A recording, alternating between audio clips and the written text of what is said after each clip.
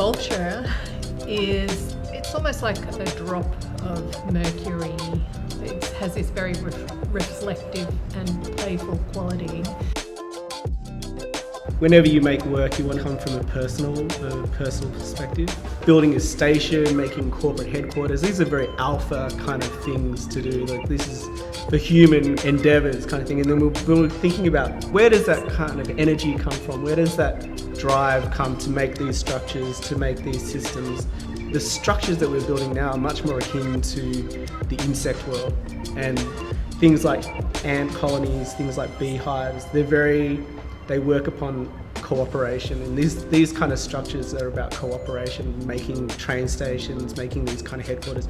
We're all working together as these kind of little units within something quite massive. You know, a lot of the shapes we've used within the sculpture are reflecting the idea of the ant's nest and the central node points that then, you know, flow out to other domains, and thinking about the train system in the way it then integrates into the rest of, you know, everything else that it is moving, and creates the city on a whole.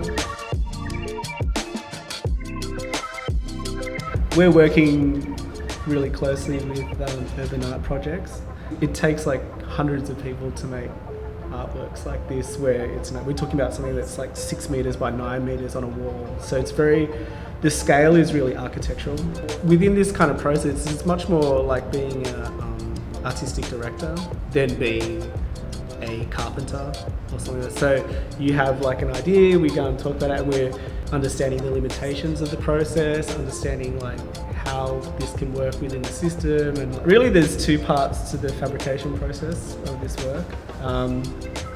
There's the webbing, which is like what you see, the square tubing, and then underneath that is like a form of stainless steel that creates like the curves of the shape, the kind of more surface, the reflective surface beneath it. The mirror that exists beneath like the framework.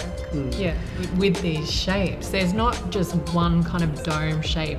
There's also these convex and concave shapes, and then they intersect to come in, you know, this intricate kind of web. There's so many different forms and shapes going on, and the way that they intersect. So our desire to achieve something that is like a drop of mercury, something that's just kind of happened in a moment, you know, to then to make that in a sculptural form that will exist on a wall for a very long time. And also, you know, when it becomes public art, and it becomes like part of the fabric of, you know, that architecture, and also part of the psyche of people's travels every day. They will see this thing as part of their journey, or it's a meeting place. You know, it's a very strange thing to come from this like small gestural drawing where you want to create this whimsy and a momentary thing into something that lasts forever.